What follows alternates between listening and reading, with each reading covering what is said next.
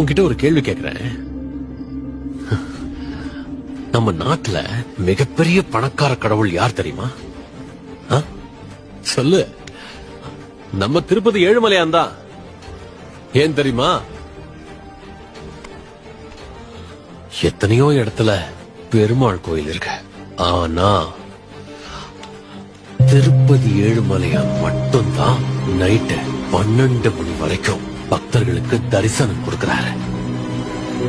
மறுநாள் மறுபடியும் 3 மணிக்கு எழுந்து தரிசனம் தராரு.